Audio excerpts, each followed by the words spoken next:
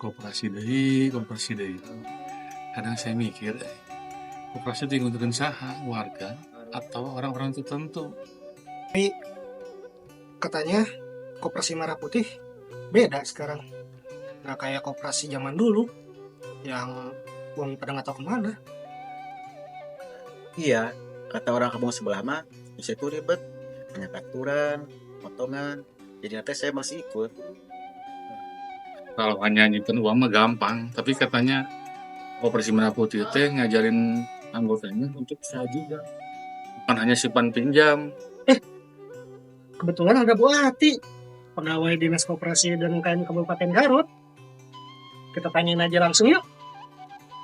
Assalamualaikum Bu Ati. Biasa mampir sekedap Bu. Waalaikumsalam Pak Jaya. Menuju Harempel gini. Mengapa cari? Mangga atuh nuhun Pak. Begini Bu, dari tadi kita lagi ngobrolin soal koperasi. Kita lihat di berita katanya akan ada koperasi desa merah putih. Ini maksudnya gimana ini? Nuhun leres Bapak-bapak, janten sesuai dengan instruksi Presiden nomor 9 tahun 2025 bahwa seluruh desa atau kelurahan harus memiliki koperasi desa atau kelurahan merah putih. Bukan betul malas, upami betul koperasi desa serta koperasi desa pada putih naon Bu? Koperasi biasa atau koperasi konvensional bertujuan untuk memberikan kesejahteraan secara khusus untuk anggota koperasi dan secara umum untuk masyarakat pada umumnya. Sedangkan untuk koperasi desa atau koperasi kelurahan merah putih secara khusus bertujuan untuk memperkuat perekonomian lokal desa dan warga setempat. Selain itu bertujuan untuk meningkatkan nilai tukar petani, menekan inflasi, menciptakan lapangan kerja, serta meningkatkan inklusi keuangan bagi seluruh warga desa atau kelurahan yang berada di lingkungan sekitar. Bu, kalau kita mau membentuk koperasi desa merah putih gimana caranya? Oh, janten Pak, kanggo pendirian atau pembentukan koperasi desa atau kelurahan merah putih itu diawali dengan Langkah pertama, pendirian koperasi desa atau kelurahan merah putih, yakni pelaksanaan musyawarah desa khusus atau Musdesus.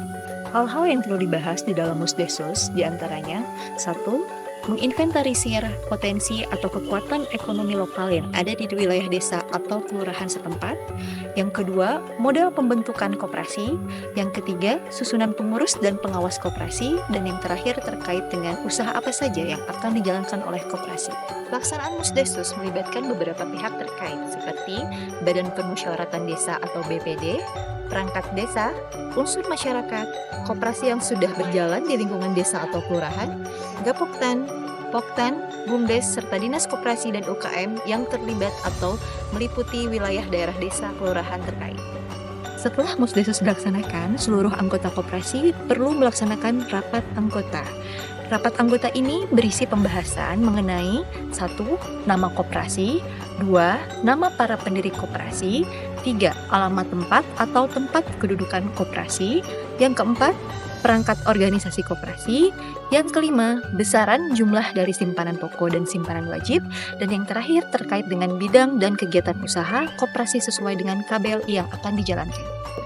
Khusus untuk koperasi desa atau kelurahan merah putih, terdapat ketentuan terkait dengan penamaan. Pertama, harus diawali dengan nama koperasi, kemudian dilanjutkan dengan desa atau kelurahan merah putih, terakhir diikuti dengan nama desa. Jika terdapat kesamaan nama, bisa ditambahkan nama kecamatan dengan catatan jika koperasi melaksanakan dengan mekanisme syariah, maka harus memakai kata syariah setelah suku kata koperasi. Keanggotaan dalam koperasi desa atau kelurahan merah putih yakni seluruh warga yang bertempat tinggal dan dalam lingkup desa atau kelurahan. Sehingga untuk para warga yang tidak berada dalam lingkup desa atau kelurahan tersebut tidak bisa menjadi anggota koperasi desa atau kelurahan merah putih. Setiap desa atau kelurahan harus memiliki minimal 1 unit koperasi desa merah putih. Jika dalam desa kurang dari 500 penduduk, maka desa tersebut bisa bergabung dengan desa lainnya. Struktur kepengawasan dalam koperasi desa atau kelurahan merah putih memiliki ketentuan khusus, yakni secara ex officio kepala desa atau kelurahan menjadi ketua pengawas koperasi desa atau kelurahan merah putih, dan untuk anggota bisa dipilih dari seluruh anggota maupun para pendiri lainnya.